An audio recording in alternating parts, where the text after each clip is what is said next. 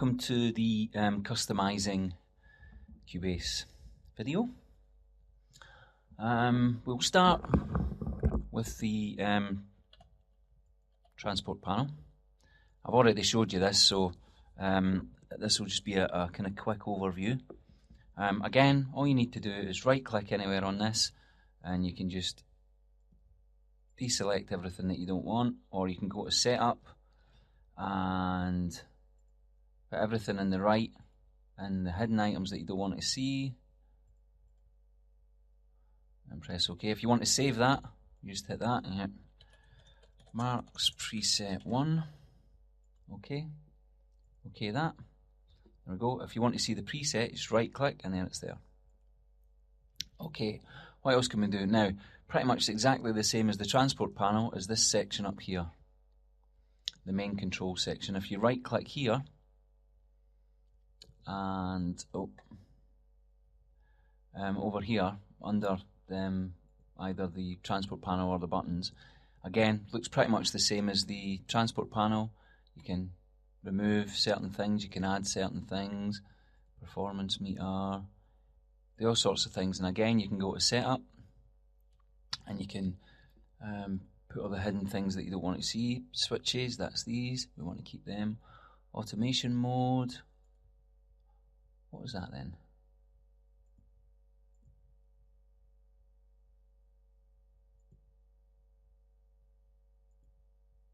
There.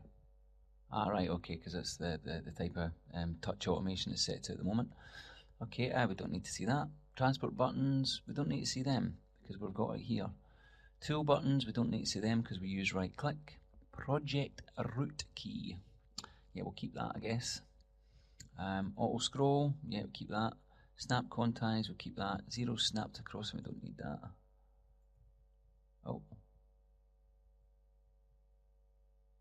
And we don't need the color menu either, so yeah, that's all you need really. And then again, marks preset 1. Okay, again, you can delete that just by going like that. So MP1. Okay. So there you go. All you need to do is right click. MP1's there. Now there's obviously a couple of others, so we can go alternative.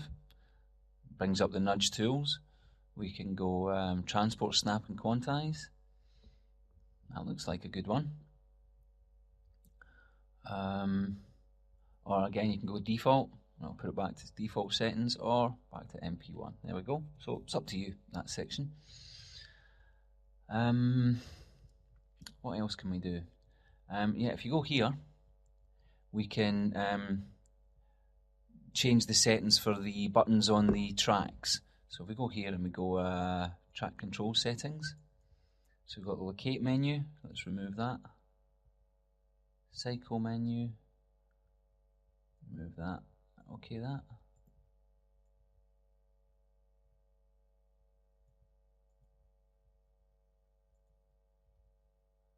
Okay, yeah, sorry, I forgot to mention that was with regards to the marker track, so I'll just put them back. Sorry, I should have explained that first.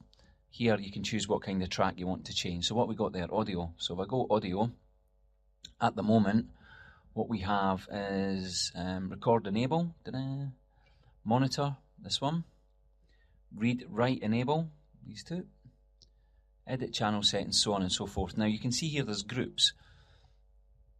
What that means is when I move this window here, record enable and monitor will stay together.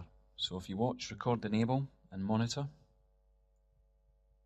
no matter what, they stay together. They don't get split up, whereas see these other ones here get split up. Well, depending on the group that you've got. So if we go back there, so their group. Now the way that that's done is if I control and left click and then select ungroup. So I've now ungrouped those, so watch what happens to them now. See how they've split up? So if I go back and regroup them, so record enable monitor, I want to group them, let's give them the number 1. And what you can also do is you can move them up and down in the area. So if I want to move lock up. If I OK that, you see that lock's moved its position. So I'll go back and I'll just put that back to where it was. See how it moved back to there. Okay, and again, you can do this with any track type. So if you go video, you can change that. You can change the instrument stuff. It's up to you.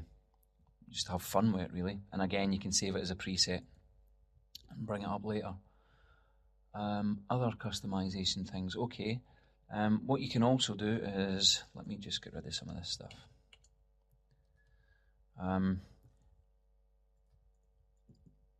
You can customize the settings in here as well, the way this looks. So you can right click here, and you can take off whatever you want, leave whatever you want. Again, you can go into the setup.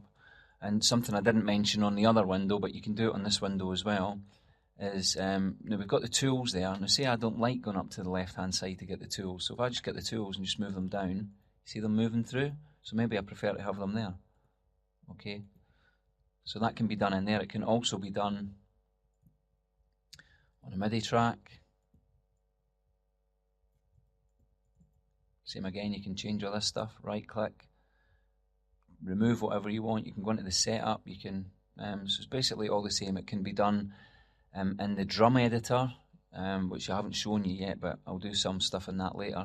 Going into the drum editor, you can change all the stuff in here again. Everything's pretty much. Can be changed to your heart's content, really. It's really up to you.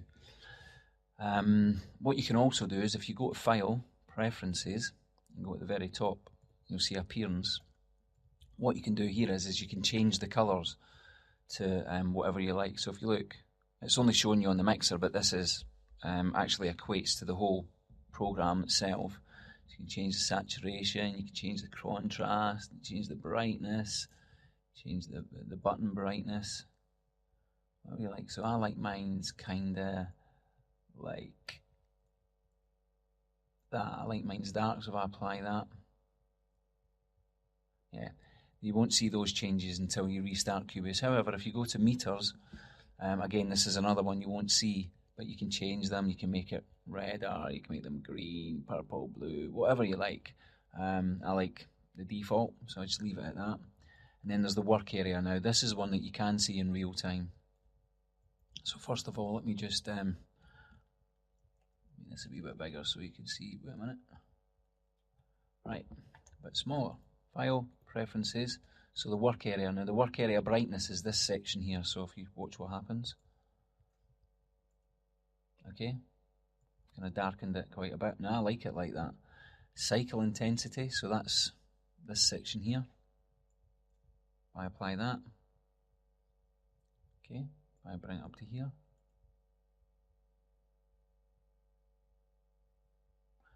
Okay, I don't think you see that changing very much, and I think it's because this one here is so dark. But that's cool. I like the fact how that bit lights up. Horizontal grid, so that's these lines here. So we can make them really dark or really light. Actually, that light you can't see them. Again, I like mine's dark and bold. Vertical grid level 1 is the bar line, so if I apply that, it should be nice and dark. Take that off, probably disappear completely. Yep. Again, I like mine's dark. Same with the vertical grid 2, that's the beats. So let me just reduce that completely. There you go. Make it nice and dark. There they are. And last but not least, that's the goes all the way down to the 30-second ones, which you can't see there. Then you can edit the windows themselves. So if I make that really light, see that changed. Make it really dark. Just darkened it up. Vertical grid. Sorry, these are for in the edit. I'll just show you that. So if I go into the audio editor.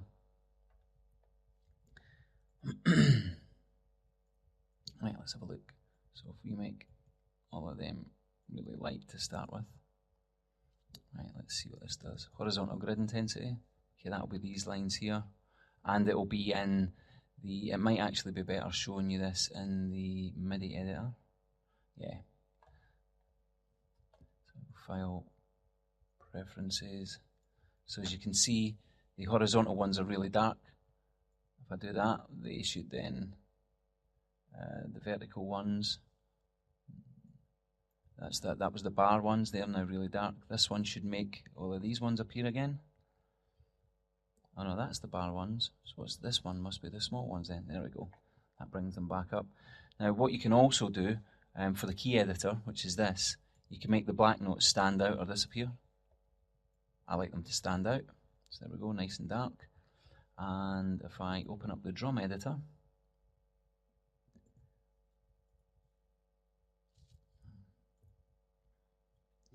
okay, if I go File, Preference, oh no, let me just draw in some drums first, drumstick. Don't worry about this, I'll show you all this stuff later. This isn't something that we're going to do at the moment. So, if I go File, Preferences, we should be able to highlight this section, the drum that's selected. If I go here and do that, it will disappear. If I go here and make it really nice and dark, it should, there we go, see how it's darker? Excellent, so I'll apply that, okay that, and that's customizing Cubase. So mess around, have fun, and later on I'll show you how to embed all of this into a template. Okay, thanks a lot, bye bye.